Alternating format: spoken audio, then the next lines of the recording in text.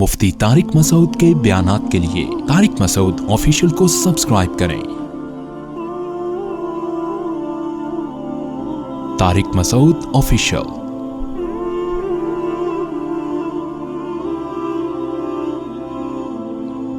سورہ بنی اسرائیل کے شروع میں اللہ تعالیٰ نے نبی صلی اللہ علیہ وسلم کی معراج کا مختصر واقعہ بیان کیا ہے۔ سبحان الذی اسری بعبدہ، پاک ہے وہ ذات جو اپنے بندے کو رات کو لے گیا، لیلاً رات کے تھوڑے سے حصے میں، من المسجد الحرام الی المسجد الاقصی، مسجد حرام سے مسجد اقصی کی طرف، لنریہ من آیاتنا، تاکہ ہم ان کو دکھائیں اپنی نشانیاں، انہ هو السمیع البصیر، بے شک وہ سننے والا اور دیکھنے والا ہے۔ قرآن میں تو بس اتنا ہی تذکرہ ہے معراج کا، اور اسی سورہ بنی اسرائیل میں آگے چل کے آتا ہے وما جعلنا الرؤیا التي اریناک الا فتنة للناس والشجرة الملعونة فی القرآن، کہ ہم نے جو آپ کو منظر دکھایا وہ ہم نے لوگوں کے لیے آزمائش بنایا ہے، جیسے ہم نے شجرہ ملعونہ کو آزمائش بنایا۔ دونوں چیزوں کو ہم نے کیا بنایا؟ آزمائش۔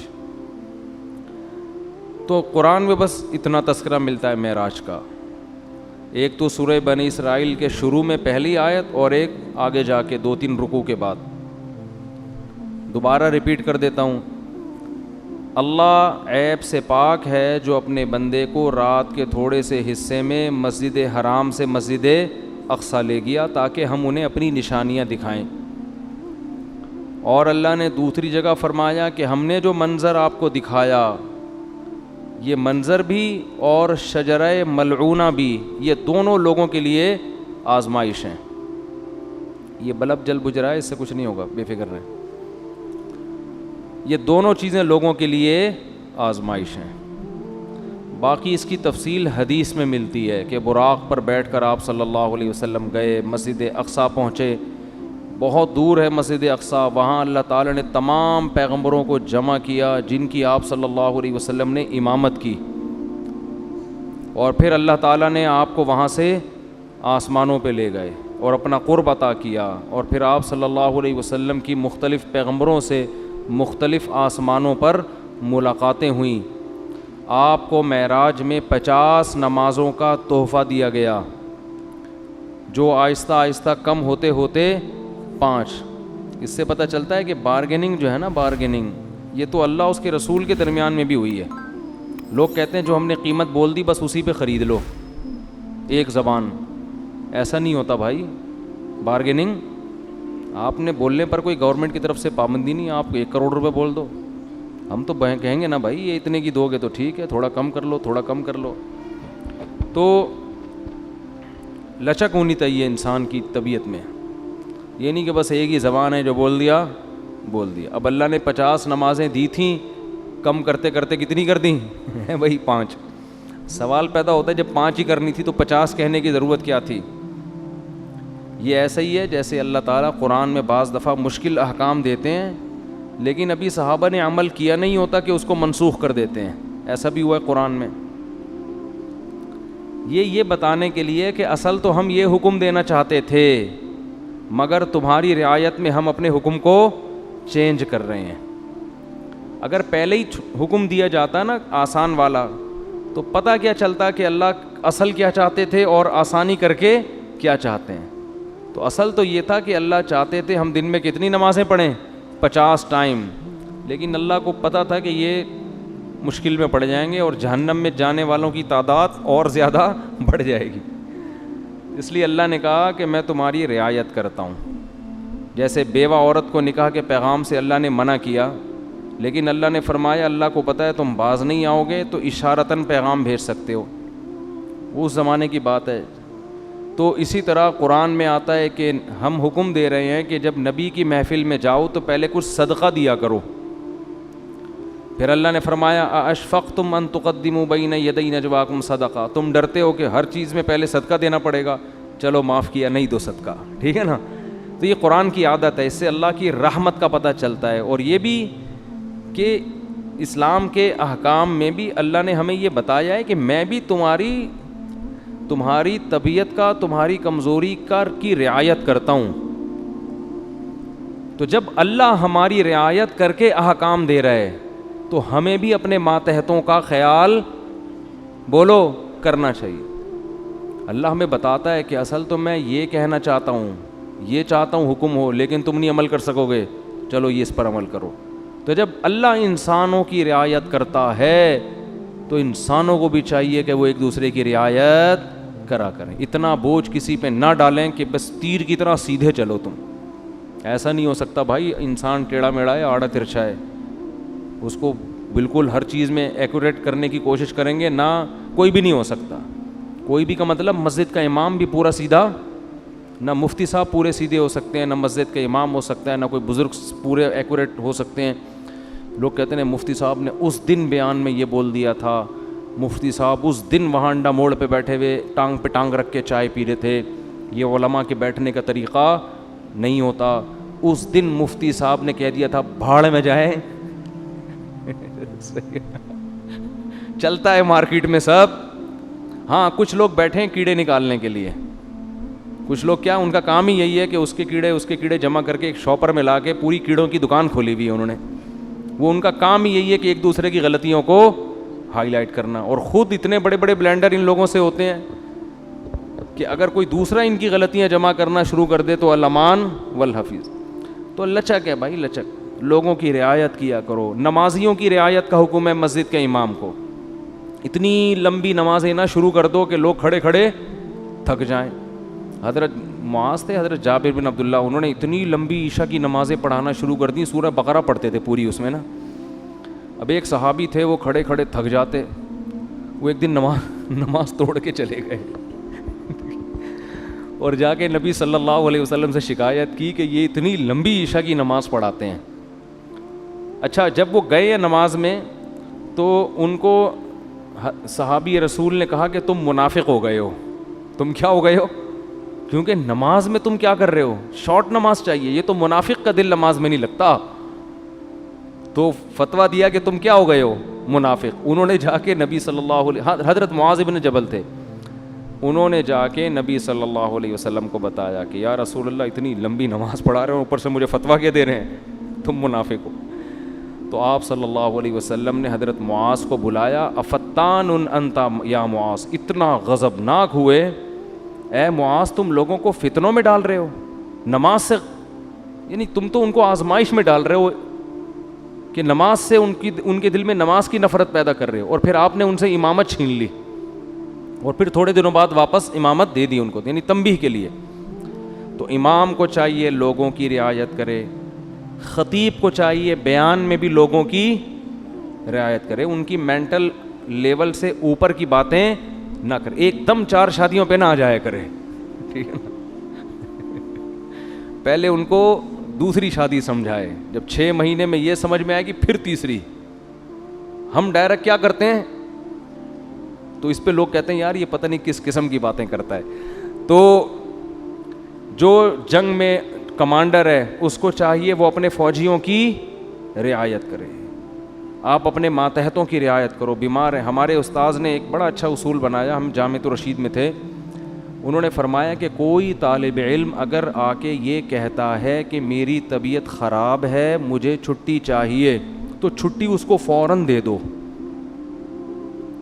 یہ تحقیق بعد میں ہوتی رہے گی کہ طبیعت واقعتاً خراب بھی ہے یا نہیں ہے. وجہ اس کی یہ کہ امکان ہے کہ ٹوپی کر رہا ہو, امکان ہے اس بات کا کہ ہو سکتا ہے جھوٹ بول رہا ہو, لیکن اس کا بھی امکان ہے کہ ہو سکتا ہے سچ بول رہا ہو.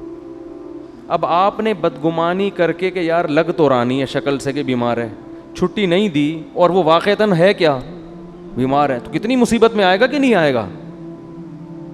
تو وہ ہوتی رہے گی تحقیق, لیکن فوراً اس کو رخصت ملنی چاہیے کیونکہ اس کا خطرہ ہے کہ واقعتاً سچ کہہ رہا ہو.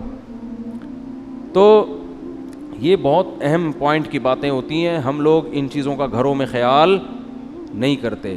اپنے ماتحتوں کے ساتھ, ملازمین کے ساتھ, ہر ایک کے ساتھ جو ہے نا یہ خیال کرنا چاہیے کہ اس کی حیثیت سے زیادہ اس کے اوپر بوجھ نہ ڈالا جائے. خیر، اللہ تعالیٰ نے اپنے حبیب صلی اللہ علیہ وسلم کو رات میں بلایا. تو میں یہ عرض کر رہا تھا کہ حدیث میں تفصیل بہت زیادہ ملتی ہے کہ آپ آسمانوں پر گئے، یوسف علیہ السلام سے ملاقات ہوئی، موسیٰ علیہ السلام سے ملاقات ہوئی، عیسیٰ علیہ السلام سے ملاقات ہوئی، ابراہیم علیہ السلام سے، اور پھر اللہ نے آپ صلی اللہ علیہ وسلم کو نمازوں کا تحفہ عطا فرمایا. تو یہ بہت احادیث میں اس کی تفصیل ملتی ہے، اور یہ سارے کام رات کے تھوڑے سے حصے میں ہوئے. پہلے تو میں اس بات کے تھوڑے سے دلائل دوں گا کہ یہ خواب نہیں تھا، یہ جاگتی حالت میں آپ کے جسم اطہر کے ساتھ ایک معجزہ تھا. غامدی صاحب کہتے ہیں یہ کیا تھا؟ خواب تھا. تو اب ہم غامدی صاحب کے دلائل بھی پیش کر دیتے ہیں اور پھر قرآن و سنت کے دلائل بھی. غامدی صاحب نے کہا ہے کہ رؤیا جو ہے نا عربی میں خواب کو کہتے ہیں. رؤیا کسے کہتے ہیں؟ خواب کو. جیسے سورہ یوسف میں ہے نا، وہ کیا تھا، انی رأیت 11 کوکبا، یوسف علیہ السلام نے کہا میں نے 11 ستارے دیکھے سجدہ کر رہے ہیں. تو ان کے ابا نے کہا لا تقصص رؤیا کا، اپنا یہ خواب کسی اور کو مت سنائیں. تو اس کو انہوں نے رؤیا سے تعبیر کیا ہے. کیا تعبیر کیا؟ رؤیا.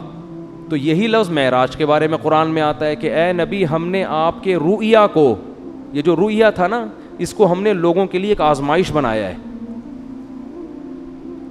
تو غامدی صاحب کہتے ہیں کہ رؤیا کسے کہتے ہیں؟ خواب کو، جیسے سورہ یوسف میں. اس کا جواب یہ ہے کہ رؤیا اصل میں خواب کو نہیں کہتے، رؤیا اصل میں منظر کو کہتے ہیں، سین کو کہتے ہیں. اور خواب میں بھی ایک منظر نظر آتا ہے، اس لیے خواب پر بھی اس کا اطلاق کر دیا جاتا ہے. ورنہ اصل رؤیا کا معنی منظر، سین، کوئی بھی چیز آپ دیکھیں چاہے جاگتی حالت میں یا خواب میں. کیونکہ رؤیا کا لفظ نکلا ہے رؤیت سے، رؤیت دیکھنے کو کہتے ہیں. آپ نے دیکھا نہیں رؤیت ہلال، تو کیا یہ خواب میں دیکھا جا رہا ہوتا ہے ہلال کمیٹی ہے بھائی؟ جب جاگتی حالت میں دیکھ کے اتنے اختلاف ہو رہے ہیں تو خواب میں دیکھ کے پتہ نہیں کیا ہو جائے گا، 6 عیدیں ہوں گی پھر تو یہ جاگتی حالت میں ان آنکھوں کے ساتھ رؤیت ہلال کمیٹی نہیں ہے، رؤیت انی ارا ما لا ترون انی اخاف اللہ. قرآن میں جہاں بھی رآ یرآ کا لفظ آیا ہے دیکھنے کے معنی میں، تو رؤیا وہ چیز جو دیکھی جائے. اب یہ خواب میں بھی ہو سکتی ہے اور جاگتی حالت میں بھی، اس لیے اس کا اصل معنی ہوتا ہے منظر، لیکن اس کا اطلاق خواب پر بھی ہوتا ہے کیونکہ خواب میں بھی ایک سین نظر آتا ہے، آپ کو پورا ایک منظر ہوتا ہے. تو اب ہم دیکھتے ہیں کہ قرآن میں جو نبی کے لیے معراج کے لیے رؤیا کا لفظ استعمال ہوا ہے وہ خواب کے معنی میں ہے یا منظر کے معنی میں، دونوں احتمال اس میں ہیں. تو ہم قرآن ہی سے فیصلہ کروا لیتے ہیں کہ وہ حقیقت تھی یا بولو خواب تھا. قرآن میں 2 واضح قرینے، اگر ہم حدیث کو ہٹا دیں، حدیث سے تو پتہ چلتا ہے کہ یہ خواب نہیں تھا. حدیث سے تو صاف کہ براق پہ بیٹھ کے آپ جا رہے ہیں، خواب میں ان تکلفات کی کیا ضرورت ہے؟ خواب میں آپ امریکہ جاؤ ایسے ہی پہنچ جاتے ہو بغیر جہاز کے بھی. یہ جو پورا براق آ رہا ہے، جبریل آ رہے ہیں، جایا جا رہا ہے، پھر وہاں امامت ہو رہی ہے، حدیث سے تو صاف پتہ چلتا ہے. لیکن ہم قرآن میں بھی دیکھتے ہیں کہ 2 واضح قرینے ہیں جن سے پتہ چلتا ہے کہ یہاں رؤیا خواب کے معنی میں نہیں ہے. سب سے پہلے اس رؤیا کے آگے پیچھے جو آیت ہے وہ خود ہی بتا رہی ہے. فرمایا وما جعلنا الرؤيا التي أريناك إلا فتنة للناس والشجرة الملعونة في القرآن، کہ ہم نے اس رؤیا کو بھی اور قرآن میں جو ملعون درخت کا تذکرہ ہوا ہے ان دونوں چیزوں کو لوگوں کے لیے آزمائش بنایا. کیسے؟ ملعون درخت ہے شجرہ زقوم.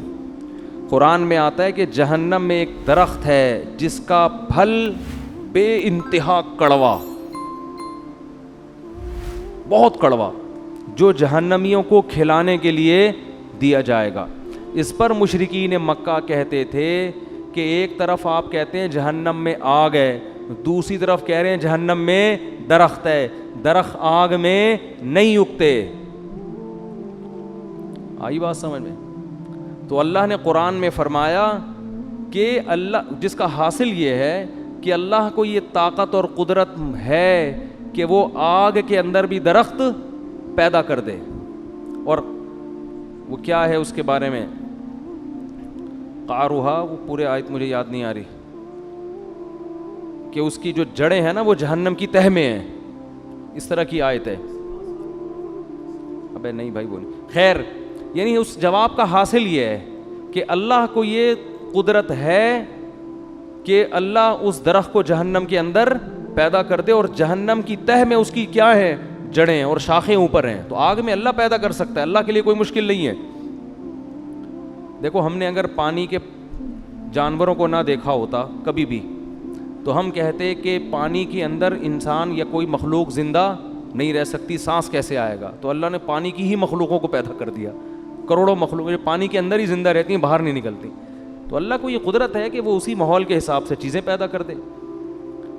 تو اللہ فرماتے ہیں ہم نے یہ ملعون درخت کو بنایا کس کے لیے؟ آزمائش, تاکہ مشرکین اور غیر مسلم اس کا انکار کریں کہ ایسا ممکن نہیں ہے.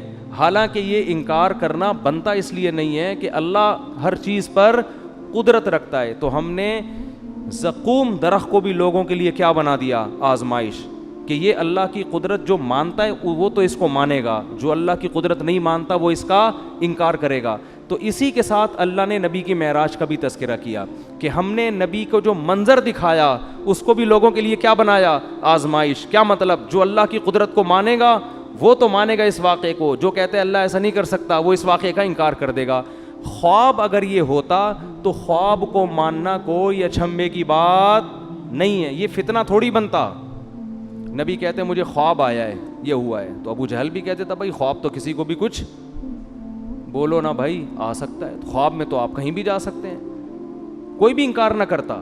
لیکن جیسے وہ کہہ رہے تھے عقلاً یہ ممکن نہیں ہے کہ جہنم میں درخت پیدا ہو جائے, ایسے ہی عقلاً یہ ممکن نہیں ہے کہ کوئی انسان زندہ اپنے جسم کے ساتھ رات کے تھوڑے سے حصے میں مسجد حرام سے مسجد اقصیٰ اور آسمانوں کی سیر کر کے آ جائے. اٹ ازنٹ پاسبل, یہ عقلاً ممکن نہیں ہے. تو اللہ کہتے ہیں دونوں چیزیں تمہارے لیے آزمائش ہیں. خدا کی قدرت کو مانو گے تو دونوں پہ یقین کرو گے, نہیں مانو گے تو دونوں کا انکار کرو گے. تو یہ بہت بڑی دلیل ہے کہ یہاں رؤیا سے مراد معراج میں حقیقت ہے جسم کے ساتھ, خواب اس سے مراد نہیں ہے, ورنہ یہ آزمائش نہ ہوتا. دوسرا قرآن میں واضح اشارہ کیا, وہ تو صراحت ہے. سورہ بنی اسرائیل شروع ہو رہی ہے, سبحان الذی, پاک ہے وہ ذات, اسرا بعبدہ, جو اپنے بندے کو رات کے تھوڑے سے حصے میں لے گیا, من المسجد الحرامی الی المسجد الاقصیٰ, مسجد حرام سے مسجد اقصیٰ. یہاں اللہ نہیں کہہ رہے کہ میں نے خواب میں لے گیا ہوں. میں جب میں کہتا ہوں کہ میں رات کو کے تھوڑے سے حصے میں آپ کو یہاں سے وہاں لے گیا, تو اس کا مطلب کیا ہوتا ہے؟ لے کر گیا یا خواب دکھایا ہے بھائی؟ آپ کہہ رہے ہو کہ بھائی دیکھو میں تمہیں اپنے ساتھ ملیشیا لے کر گیا تھا اور میں نے تمہیں وہاں گھمایا اور پھرایا, پھر میں تمہیں وہاں, تم دبئی کی اب کوئی آدمی کی نئی نئی شادی ہوئی ہے, فرض کر لو, بیگم کو ہنی مون کے لیے مری لے کر گیا, بعد میں پھڈا ہو گیا, بیگم کو کہہ رہے دیکھو میں تمہیں اپنے ساتھ اس دن مری لے کر گیا تھا, پھر میں تمہیں نتھیا گلی کی میں نے تمہیں سیر کرائی, پھر میں وہاں سے ہم نے ٹن مارا ادھر کی طرف, ہم مڑے سوات مردان کی مالم جبا ہے کیا ہے, بہرحال جو بھی ہے, وہاں سے ٹن مار کے اسلام آباد سے ہم اگلی فلائٹ سے واپس آئے.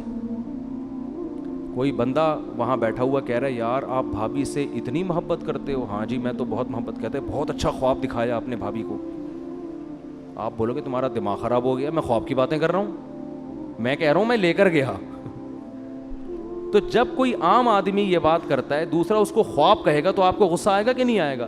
اللہ سورہ بنی اسرائیل شروع اس طرح سے کر رہے ہیں, سبحان الذی, پاک ہے وہ ذات, اسرا بعبدہ, جو اپنے بندے کو لے گیا, لیلاً, رات کے تھوڑے سے حصے میں. یہ تنوین تقلیل کے لیے, تھوڑے سے حصے میں بھی اللہ اپنی قدرت دکھا رہا ہے. خواب کا تذکرہ ہوتا تو نہ رات کہنے کی ضرورت تھی, نہ رات کا تھوڑا حصہ کہنے کی ضرورت تھی. سمجھ میں نہیں آ رہی بات؟ دوسری بات, تیسرا قرینہ, اللہ اس آیت کو شروع کر رہا ہے سبحان الذی, ہر عیب سے پاک ہے وہ ذات. اس میں اللہ اپنی قدرت بتا رہا ہے کہ تمہیں عجیب سا لگے گا کہ رات کے تھوڑے سے حصے میں کوئی بندہ مسجد حرام اور مسجد اقصیٰ سے ہو کے واپس بھی آ جائے, اٹ ازنٹ پاسبل, یہ ممکن نہیں ہے. تو اللہ آج شروع کر رہا ہے سبحان الذی, اللہ ہر عیب سے پاک ہے, وہ عاجز نہیں ہے کہ کچھ کرنا چاہے تو اس کو اسباب کے تانے بانے جوڑنے پڑے, ٹائم دیکھنا پڑے, بھائی اتنے ٹائم میں تو یہ ممکن نہیں ہے, اس لیے اللہ عیب سے پاک ہے. تو یہ تیسرا قرینہ ہے. خواب ہوتا تو اللہ سبحان اللہ کا ذکر نہ کرتا. عجیب چیز کو دیکھ کے ہم کہتے ہیں نا سبحان اللہ, اچھی کہو کہتے ہیں, وہ کون پنجاب میں جب تقریر ہوتی ہے کہتے ہیں اچھی کہو سبحان اللہ, تو انہوں نے کوئی بڑا ٹیکنیکل پوائنٹ مارا ہوتا ہے. خوابوں کی باتوں پہ کوئی اتنا زیادہ نہیں ہوتا سبحان اللہ, ٹھیک ہے نا. تو اللہ فرما رہے ہیں کہ یہ 3 واضح قرینے قرآن مجید میں, لِنُرِيَهُ مِنْ آیَاتِنَا, تاکہ ہم محمد صلی اللہ علیہ وسلم کو اپنی نشانیاں بتائیں. تبھی تو مشرکین نے انکار کر دیا, یہ نہیں ہو سکتا. اگر خواب کی بات ہوتی تو وہ انکار نہ کرتے. پھر جب انکار کیا تو اللہ فرماتے ہم نے اس واقعے کو آزمائش بنایا. باقی اس میں حکمت کیا تھی, یہ معجزہ اللہ نے کسی اور پیغمبر کو نہیں دیا. ہر پیغمبر کو الگ قسم کے معجزے ملتے ہیں. حضرت عیسیٰ علیہ السلام کو جو معجزے ملے نا, وہ کہا جاتا ہے کہ سب سے زیادہ معجزے اللہ نے حضرت عیسیٰ کو دیے ہیں. مردے کو زندہ, کوڑ کے مریض کو شفا, پیدائشی نابینے کی آنکھیں واپس, مٹی کا پرندہ بنا کے پھونک ماری, پھڑ پھڑ پھڑ کر کے اڑ رہا ہے. یہ بہت ہی عجیب قسم کے معجزے. علماء کہتے ہیں کہ حضرت عیسیٰ کے دور میں علم طب جو تھا نا, میڈیکل سائنس, وہ اس وقت کافی عروج پہ پہنچ چکی تھی. حکمت کا علم, حکیم, بڑی بڑی پیچیدہ بیماریوں کے علاج دریافت ہو گئے تھے. لیکن ساری دنیا کے سارے حکیم کہتے تھے کوڑ کے مریض کا علاج ممکن نہیں ہے. ایسی کوئی دوا نہیں ہے کہ پیدائشی نابینا کی آنکھیں آ جائیں, بعد میں بینائی جائے تو آ سکتی ہے, جو پیدا ہی نابینا ہوا ہو اس کی آنکھیں نہیں آ سکتی. ایسی کوئی دوا نہیں ہے کہ مردے کو کھلاؤ اور اس میں جان آ جائے. نہیں یاری بات سمجھ, جو مر گیا وہ ختم, فینش, اب ٹھیک نہیں ہو سکتا. مٹی کے بنے ہوئے پرندوں میں جان, کوئی چورن چٹنی ایسی نہیں ہے کہ پتلے میں ڈالیں اور وہ اڑنا شروع ہو جائے. نا نا نا, حضرت عیسیٰ کو جو اللہ نے معجزے دیے نا, وہ تمام میڈیکل سائنس کو کیا کر رہے تھے, چیلنج, تاکہ لوگوں کو یقین آ جائے کہ یہ کوئی حکیم نہیں ہے, بلکہ یہ کام اللہ کے سوا کوئی نہیں کر سکتا, یہ اللہ ہی کر رہا ہے ان کے ہاتھ پہ. اگر علم طب نے ترقی نہ کی ہوتی نا, پھر حضرت عیسیٰ کوڑ کے مریض کو ٹھیک کرتے. لوگ کہتے ہیں یار لگتا ہے کہ یہ کوئی ماہر معاذ اللہ کوئی حکیم ہے, یہ جنہوں نے کوڑ کے مریض کو چپکے سے دوا کھلائی ہے اور وہ بندہ کیا ہو گیا, ٹھیک. لیکن علم طب نے اتنی ترقی کر لی تھی کہ میڈیکل سائنس کہتی تھی کہ اسباب کی دنیا میں یہ ممکن, بولو نا, نہیں ہے, یہ نہیں ہو سکتا. تو اللہ نے معجزے اسی حساب سے دیے آپ کو. حضرت موسیٰ کے دور میں جادو کا زور تھا, یہ سانپ بنا دیا, یہ یوں کر دیا, ایسے ایسے کرتب, ٹھیک ہے نا. تو وہ لوگ جادو کو سمجھتے تھے کہ جادو کیا ہوتا ہے. اللہ نے حضرت موسیٰ کو جو معجزے دیے نا, وہ والے معجزے جو جادوگر دکھایا کرتے تھے, اس طرح کے جادو. گریبان میں ہاتھ ڈالا, ہاتھ کیا ہو رہا ہے, سورج کی طرح چمک رہا ہے. یہ جادوگروں کے اس زمانے میں کرتب ہوا کرتے تھے. لاٹھی کو کیا بنا رہے ہیں, سانپ. اللہ نے کہا جادوگر بھی یہ کام کرتا ہے, آپ بھی کرو. لیکن جادوگر جب یہ کرتا ہے تو نظر کا دھوکہ ہوتا ہے, آپ جب کرو گے تو سچی مچی کا ہو جائے گا. تو جادوگر خود کہیں گے بھائی اٹ ازنٹ پاسبل, کیونکہ اگر جادو نے ترقی نہ کی ہوتی تو لوگوں کو کیا پتہ چلتا کہ یہ جادو ہے یا حقیقت. جو علم ترقی کرتا ہے تو اس کے ماہرین پیدا ہوتے ہیں نا, وہ بتاتے ہیں بھائی یہ ممکن نہیں ہے. اگر عیسیٰ کو موسیٰ والے معجزے دیے جاتے, لاٹھی کو سانپ بنانے والے, تو اس وقت جادو کا ان لوگوں کو اتنا نہیں پتا تھا. وہ کہتے یار ہو سکتا ہے یہ جادو, یہ بھی جادو, یہ بھی جادو. لیکن جادو اتنی ترقی کر چکا تھا کہ لوگ جانتے تھے کہ جادوگر تو لاٹھیوں کو سانپ بناتے ہیں, بنتا نہیں ہے, نظر آتا ہے. جب وہ گریبان میں ہاتھ ڈال کے نکالتے ہیں روشن نظر آتا ہے, ہوتا نہیں ہے. ادھر تو بھائی سچی مچی کا ہو رہا ہے بھائی, یہ کھوپڑی میں آنے والی بات نہیں ہے, یہ تو ممکن ہی نہیں ہے. تبھی اللہ نے حضرت موسیٰ کا مقابلہ کس سے کرا دیا, جادوگروں سے. اور ہزاروں جادوگروں نے جب لاٹھیوں کو پھینکا ہے, یخیل الیہ من سحرہم انہا تسعی. قرآن کہتا ہے پبلک کو دیکھنے میں ایسا لگا, حقیقت میں نہیں تھی وہ, دیکھنے میں ایسا لگا, ان کے جادو نے نا آنکھوں کو ایسے پردے ڈال دیے تھے, پبلک کو اور حضرت موسیٰ کو ایسا لگا کہ یہ سانپ ہے جو میری طرف دوڑ رہا ہے. اللہ خود قرآن میں کہتے ہیں یخیل, خیالی دنیا میں تھا, حقیقت میں ایسا نہیں تھا. ادھر موسیٰ علیہ السلام کو اللہ نے کہا آپ لاٹھی زمین پہ ڈالیں, جب حضرت موسیٰ نے ڈالی ہے فَإِذَا هِيَ ثُعْبَانٌ مُّبِينٌ, واقعی اژدہا بن گئی. تبھی تو قرآن کہتا ہے کہ جادوگر ایک سیکنڈ بھی نہیں ٹھہرے, فوراً سجدے میں گر گئے. یہ نہیں کہ انہوں نے مشورہ کیا ہو کہ بھائی یہ دیکھو ذرا یہ بھی جادو ہے, ہمارا بھی جادو, تو ایکچولی ذرا ہم غور کرتے ہیں, ایک کانفرنس بلاتے ہیں, ہمارا آپس میں اس پہ مذاکرہ ہوگا کہ اس کا لیبارٹری ٹیسٹ کروائیں کہ یہ سانپ واقعی سچی مچی کا ہے یا جھوٹی موٹی کا ہے کیا یہ. قرآن کہہ رہا ہے نا نا نا نا نا, فَأُلْقِي, دو لفظ قرآن میں بلاغت کے, ایک فا اور ایک القیہ. فا کا مطلب فوراً, ادھر لاٹھی سانپ بنی ہے, ادھر جادوگر فوراً. اور قرآن کہہ رہے سجدے میں گرے نہیں, القیہ گرا دیے گئے. گرا دیے گئے کیا مطلب, اس کو کہتے ہیں ریفلیکٹ ایکشن. بعض دفعہ سوتے میں استری کے قریب آپ کا ہاتھ آتا ہے اور لاشعوری طور پر پیچھے ہٹ جاتا ہے, ہوتا ہے نا ایسے. یار ایک تو آپ لوگ کو اب سائنس اور ٹیکنالوجی بھی سکھانی پڑے گی. دیکھو دھماکہ ہوتا ہے بعض دفعہ, ہم اچھلتے پہلے ہیں, سوچتے بعد میں کہ ہوا کیا ہے. ایسا ہی ہے کہ نہیں ہے؟ اللہ نے ہمارے اندر کچھ لاشعوری ایسی سینس رکھی ہے, وہ ہمیں حادثات میں کام آتی ہے. کیونکہ حادثے جب ہو رہا ہو تو پہلے سوچ کے پھر آپ عمل کرو تو ٹائم بولو نکل چکا ہوتا ہے. بعض دفعہ ٹائم کیا ہو چکا ہو. دیکھو ایک کتا آپ کے پیچھے آ رہا ہے تو آپ سوچتے ہو, پہلے تو یہ سوچتے ہو میرے ہی پیچھے آ رہا ہے, کسی اور کے پیچھے تو نہیں جا رہا. سوچنے کا ٹائم ملتا ہے نا آپ کو, کیونکہ جیسے کتا بھاگ سکتا ہے آپ بھی بھاگ سکتے ہو. آپ سوچتے ہو, پھر آپ غور کرتے ہو نہیں یار یہ میری طرف ہی آ رہا ہے, کتنی اسپیڈ سے آ رہا ہے, اسپیڈ چیک کرتے ہو آپ اس کی. پھر آپ یہ سوچتے ہو کہ اس سے بچنے کا میرے پاس بھاگنے کے علاوہ بھی کوئی راستہ ہے.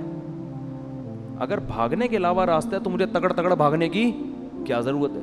تو آپ کا دماغ کام کرتا ہے, آپ پتھر اٹھا لیتے ہو کہ یار پتھر سے ماروں گا بھاگ جائے گا, تو مجھے بھاگنے کی ٹینشن لینے کی ضرورت نہیں ہے.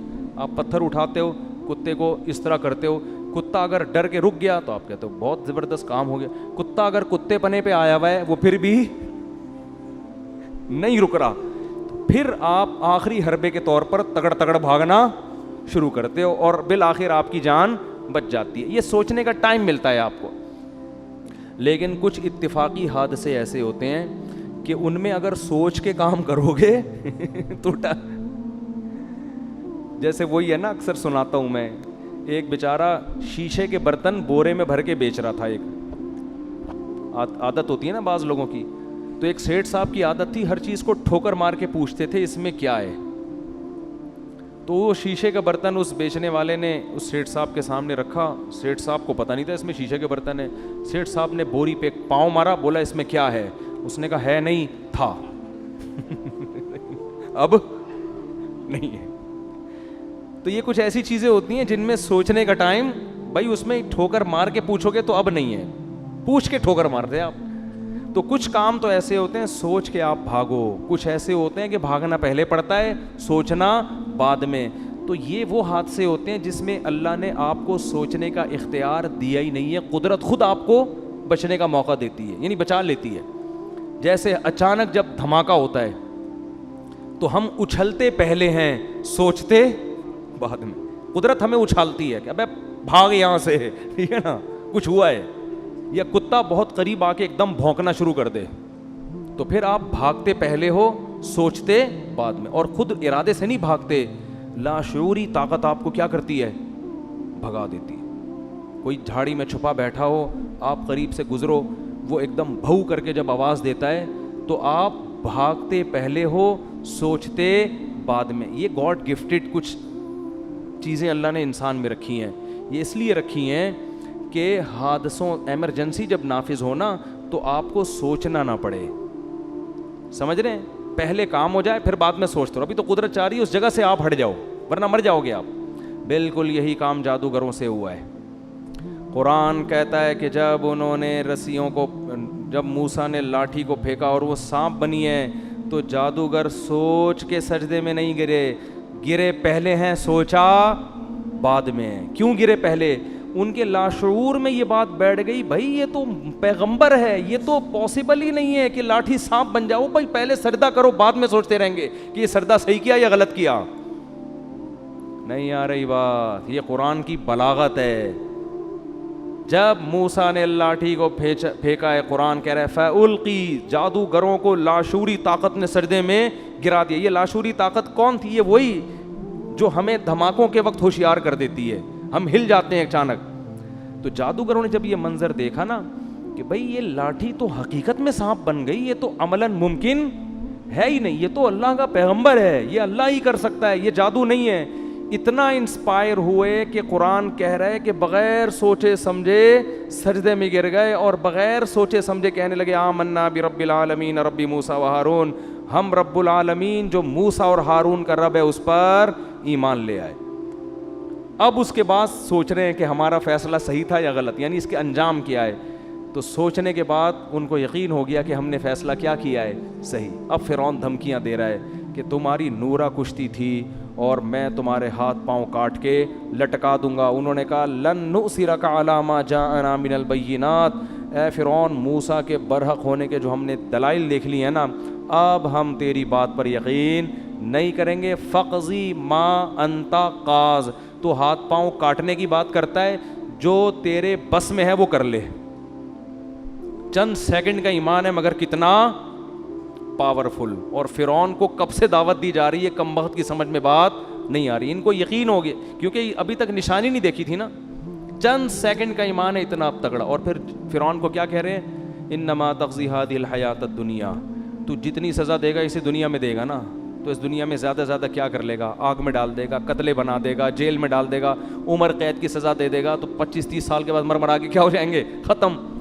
اور آگے کہنے لگے ہم جو رب پر ایمان لائے ہیں نا، رب پر، اس پر جو ہمیں رب دے گا، واللہ خیر و ابقا، گاڈ کا جو انعام ہے وہ تجھ سے زیادہ اچھا بھی ہے اور ہمیشہ باقی رہنے والا بھی، کوانٹٹی کے اعتبار سے بھی اچھا، کوالٹی کے اعتبار سے بھی اچھا ہے۔ تو بارگیننگ ہو رہی ہے، ٹھیک ہے نا، تو اگر رب سے زیادہ دے سکتا ہے تو بات کر، ظاہر ہے وہ تو دے نہیں سکتا۔ فرعون نے ہاتھ پاؤں کاٹ کے لٹکا دیا۔ تو اللہ نے یہ بھی دکھا دیا کہ نورا کشتی نہیں ہے، کیونکہ نورا کشتی میں دونوں کے مفاد ہوتے ہیں، ایک قتل ہونے کے لیے تیار نہیں ہوتا۔ اتنی واضح نشانیاں فرعون کو اللہ نے دکھا دی کہ دیکھ جادوگروں نے گواہی بھی دے دی ہے اور اپنی قربانی سے یہ بھی ثابت کر دیا کہ یہ نورا کشتی نہیں ہے۔ لیکن فرعون کی کھوپڑی، کیونکہ دنیا کے نشے میں جب انسان آتا ہے نا، شہوت پرستی میں، جو آدمی زنا کے قریب جا رہا ہو نا، اسے 1000 سمجھاؤ آپ، 1000 دفعہ ہو کہ یہ حرام ہے، لیکن وہ پھر بھی کیا کرتا ہے، زنا میں مبتلا ہوتا ہے۔ تو یہ گناہ ہے ہی ایسی برباد چیز، انسان کو اندھا کر دیتی۔ خیر جلدی سے بات کو سمیٹتا ہوں۔ تو موسیٰ علیہ السلام کو اللہ نے جو معجزے دیے وہ کس حساب سے، جادوگروں کو سمجھ میں آ جائے۔ عیسیٰ علیہ السلام کو میڈیکل سائنس کے اعتبار، داؤد علیہ السلام کا دور تھا حکومت کا، بڑی بڑی جنگیں ہو رہی تھیں اس وقت، لڑائیوں کا دور تھا، اللہ نے ایسے معجزے دیے آپ کو جو جنگوں میں آپ کے کام آئے، لوہے کو پگھلا دیا آپ کے ہاتھوں میں، اس طرح سے۔ خیر تو ہمارے نبی کو جو معجزے دیے ہیں نا، وہ قیامت تک کے حساب سے وہ آپ کے حساب سے سوٹیبل ہیں۔ ایک معجزہ تو قرآن دیا، کیونکہ یہ دور ہے ایجوکیشن کا، تعلیم کا، تو قرآن کا جو معجزہ ہے، قرآن نے دعویٰ کیا اس جیسی کتاب لے کر آؤ، کتابوں کا دور ہے نا، تو قرآن نے کیا کہا، ایک شخص جو نہ لکھنا جانتا ہے نہ پڑھنا جانتا ہے، ایسی کتاب لے کر آتا ہے جس کے مضمون اتنے بہترین کہ ایسے اخلاقی مضمون آپ کو دنیا کی کسی کتاب میں نہیں ملیں گے، دلوں پر ایسا راج کرنے والی کتاب، دنیا میں سب سے زیادہ پڑھی جانے والی، سب سے زیادہ سنی جانے والی، جس کو پڑھ کے رونے والے سب سے زیادہ، جس کو سن کے رونے والے سب سے زیادہ، بغیر سمجھے بھی پڑھی جاتی ہے، بغیر سمجھے بھی سنی جاتی ہے۔ لئن اجتمعت الانس والجن علی ان یاتوا بمثل ھذا القرآن، ساری دنیا کے انسان جنات جمع ہو جائیں، لا کے دکھائیں، نہیں لا سکتے۔ قرآن جب نازل ہوا نا تو بہت سے سائنسی غلط مفروضے تھے اس دور میں، آسمان ایسے بنا ہے، فلاں چیز ہے، اوٹ پٹانگ، جیسے اس دور کے سائنسدان تو پھینکو تھے نا، اس دور کے جو سائنسدان تھے چند ایک کے سوا بس وہ پھینک رہے تھے، لوگ لپیٹنے کے لیے بیٹھے ہوئے تھے. لیکن قرآن نے ایسا کوئی غلط سائنسی نظریہ ذکر نہیں کیا، حالانکہ وہ تو بہت کچھ تھا. تو ہمارے نبی کو کیسے پتہ چل گیا کہ یہ والا نظریہ صحیح ہے، یہ والا نظریہ غلط؟ کوئی ایسا نظریہ قرآن نے تذکرہ نہیں کیا. ایسے باطل نظریات سے اب تک کیا ہے؟ پاک ہے. تو یہ بھی معجزہ ہے کہ بھئی ایک دور تھا سائنس ترقی کرے گی، لوگ ان سب چیزوں کو غلط سمجھیں گے، تو قرآن نے ایسی کوئی غلط نظریے کو اپنی کتاب میں جگہ نہیں دی. اچھا، تو معراج کیوں نبی کا معجزہ، نبی کو یہ کیوں معجزہ دیا گیا؟ یہ اس لیے دیا گیا کہ آپ صلی اللہ علیہ وسلم آخری نبی تو ہیں لیکن سب سے افضل. تو اللہ یہ چاہتے تھے کہ آپ کی افضلیت تمام پیغمبروں کے سامنے ظاہر کر دیں، جسمانی اعتبار سے بھی اور روحانی اعتبار سے بھی. تو جسمانی اعتبار سے تو اللہ آپ کو عرش کے قریب لے کر گئے ہیں بلندیوں پہ. روحانی اعتبار سے نماز سب سے اہم ترین عبادت ہے، تو اللہ نے تمام پیغمبروں کو آپ کا مقتدی بنایا، آپ کو امام بنا کے یہ بتا دیا کہ روحانی اعتبار سے بھی یہ آپ سب پر فضیلت رکھتے ہیں. زبانی بتا دینا کافی نہیں ہوتا، پریکٹیکل کروایا جاتا ہے. جس کے پیچھے انسان نماز پڑھتا ہے اس کا احترام کرتا ہے نا. کیا خیال ہے بھائی ہم ان کے پیچھے کیا پڑھتے ہیں؟ یہ اللہ کے دربار میں حاضری کے وقت ہمارے رہبر ہوتے ہیں. تو اللہ کے ہاں تو سب سے اہم چیز کیا ہے؟ نماز. تو اللہ نے کیا کیا؟ آدم علیہ السلام، موسیٰ علیہ السلام، یوسف علیہ السلام، داؤد علیہ السلام، زکریا علیہ السلام، عیسیٰ علیہ السلام، سارے پیغمبروں کو بولا چلو بیت المقدس میں صفے بنا کے کھڑے ہو جاؤ. سب کو اللہ نے بیت المقدس میں حاضر کیا. ادھر نبی صلی اللہ علیہ وسلم کو براق پہ بٹھا کے بیت المقدس لے جایا گیا، اور مصلی آپ کے لیے خالی تھا. تمام پیغمبر انتظار کر رہے ہیں، اور آپ صلی اللہ علیہ وسلم نے آ کے ان کو نماز میں ان کی امامت کی. اس میں یہ بھی حکمت کہ آج کے بعد سب سے افضل کون ہیں؟ محمد صلی اللہ علیہ وسلم. سب کی موجودگی میں مصلی پہ کون کھڑا ہوگا؟ ابے بولنے میں کیا جا رہا ہے؟ نبی صلی اللہ علیہ وسلم. دوسری بات کہ اب تمام پیغمبروں کی شریعتیں کیا ہو گئی ہیں؟ منسوخ. کیونکہ سب نے نماز اخپل طریقے سے نہیں پڑھی ہے، اپنی اپنی شریعت کے مطابق. کس طرح سے پڑھی ہے؟ ظاہر ہے جیسے امام پڑھتا ہے ویسے ہی مقتدی پڑھتے ہیں نا. یہودیوں کی نماز الگ تھی، عیسائیوں کی الگ تھی، ان سے پہلے آسمانی مذاہب کی نمازیں الگ تھیں. اب جب نبی آ گئے تو نماز کیسے ہوگی؟ جیسے نبی پڑھائیں. کیا مطلب؟ نماز یہ ایک سائن ہے، علامت ہے شریعت کا، کیونکہ سب سے بڑا شعار ہے نا. تو اللہ نے بتا دیا نبی کے دنیا میں آنے کے بعد اب کوئی بھی دنیا میں آئے گا تو ان کے طریقے سے اسلام پہ چلنا ہے، اخپل طریقے سے اسلام پہ چلنے کی اجازت نہیں ہے. اسی وجہ سے جب حضرت عیسیٰ علیہ السلام قرب قیامت میں نازل ہوں گے تو اپنی شریعت کو فالو نہیں کریں گے بلکہ محمد صلی اللہ علیہ وسلم کی شریعت کو فالو کریں گے. جب نازل ہوں گے نا دمشق کی مسجد میں تو امام مہدی مصلی پہ کھڑے ہوں گے نماز پڑھانے کے لیے. تو حضرت عیسیٰ جب آسمانوں سے نیچے اتریں گے تو حضرت مہدی ان کے لیے مصلی خالی کریں گے کہ آپ نماز پڑھائیں. وہ کہیں گے نا نا نا نا، اس کام کے لیے اللہ نے اس امت کو منتخب کیا ہے. سمجھ میں شریعت اس امت ہی کی، کیونکہ یہ آپ ہی، میں امامت کرنے کے لیے بولو نہیں. تمہارے امام پہلے سے نبی آپ صلی اللہ علیہ وسلم امام ہے، وہ ان کی امامت ابھی بھی ہے. پھر کیوں تشریف لائے بھائی آپ؟ سوال پیدا ہوتا ہے پھر آپ کیوں تشریف لائیں جب آپ نماز بھی نہیں پڑھا رہے ہیں؟ بھائی نماز اس امت کے پیچھے پڑھ رہے ہیں تو پھر آپ تشریف، سوال پیدا ہوتا ہے کہ نہیں ہوتا؟ کیوں لائے؟ تو وہ جواب میں کہیں گے کہ میں دنیا میں دین کی دعوت کو لے کر آیا تھا، میں نے ہزاروں درجنوں معجزے دکھائے، مجھ پر اہل کتاب ایمان لائے، اور یہودیوں نے مجھ سے دشمنی کر کے اپنے خیال کے مطابق مجھے قتل کرنے کی کوشش کی. اب یہودی میرا تو دشمن ہے اور اسلام کا بھی سب سے بڑا دشمن کون ہے؟ یہودی. تو یہ ہم دونوں کا مشترک دشمن ہے. تو میں اب اس امت کی قیادت کروں گا یہودیوں سے قتال کرنے میں.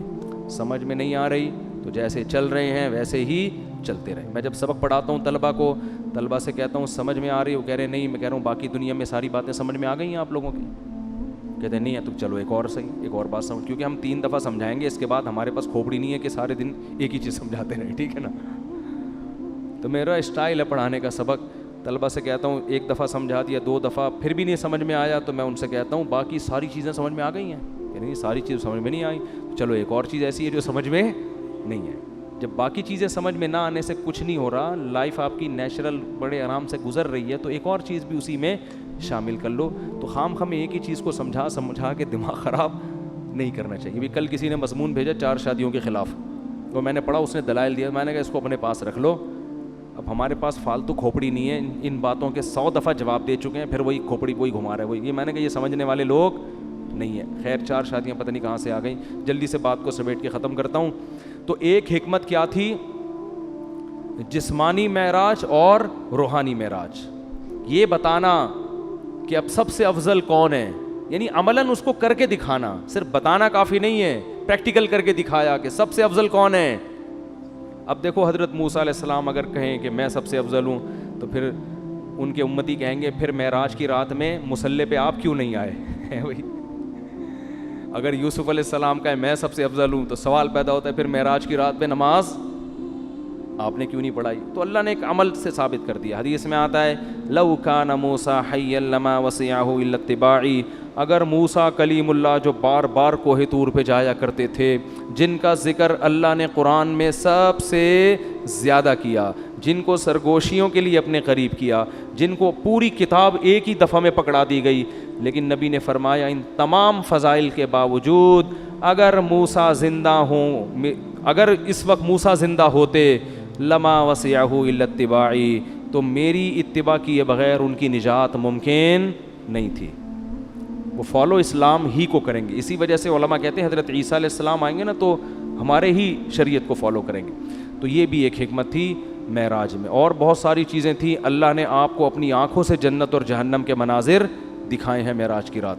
اچھا, ایک حکمت یہ بھی تھی کہ بیت المقدس کی فضیلت پہ مہر ثبت ہو جائے. اگر ہمارے نبی بیت المقدس نہ جاتے تو ہمارے نظر میں قبلہ اول کی زیادہ ویلیو نہ ہوتی. ہم کہتے وہ تو عیسائیوں کا قبلہ تھا, یہودیوں کا قبلہ تھا, پیغمبروں کا قبلہ تھا, ہمارے نبی تو وہاں کبھی گئے بھی نہیں, نماز بھی نہیں پڑھی. تو اللہ نے عملاً آپ کو وہاں لے جا کے نماز پڑھوائی ہے, تاکہ ہم جب جائیں بیت المقدس تو وہاں نماز پڑھ کے ہمیں اطمینان ملے کہ یہ وہ مقدس جگہ ہے جہاں ہمارے حبیب صلی اللہ علیہ وسلم کو بھی نماز عملاً پڑھوائی گئی ہے. تو اس سے بیت المقدس کی فضیلت اور زیادہ بڑھ گئی ہے. سمجھتے ہو کہ نہیں سمجھتے؟ اور بہت ساری حکمتیں ہیں, وہ پھر علماء بیان کرتے رہتے ہیں. موٹی موٹی حکمتیں یہی ہیں. پھر ایک بڑی حکمت یہ بھی تھی کہ نمازوں کا جو تحفہ اللہ نے اپنے پاس بلا کے دیا ہے, اس سے نماز کی اہمیت. اگر ویسے ہی وہی آ جاتی, بھائی ایک گفٹ ہوتا ہے کہ آپ کسی کو پارسل کر دیتے ہیں, شاپر میں بریانی ڈال کے گھر پہنچا دیا آپ نے, یہ بھی ہے. ایک ہوتا ہے اپنے گھر بلاتے ہیں, بٹھاتے ہیں, عزت کے ساتھ سلاد رائتہ پیش کر کے کھلاتے ہیں. تو اللہ تعالیٰ نے نماز میں ایسا نہیں کیا کہ جبریل کو جا کے بول دیا فرض کر کے آ جاؤ, نہ, یہ ایک ایسا تحفہ ہے جو میں اپنے پاس بلا کے آپ کو عطا کروں گا. تو بہت ساری حکمتوں میں نے چند ایک آپ کے سامنے بیان کی ہیں. تو وقت کافی زیادہ ہو گیا ہے, اور کل انشاءاللہ پھر وہ سورہ کہف کا کچھ تذکرہ کریں گے. اللہ تعالیٰ سمجھنے کی, عمل کی توفیق عطا فرمائے.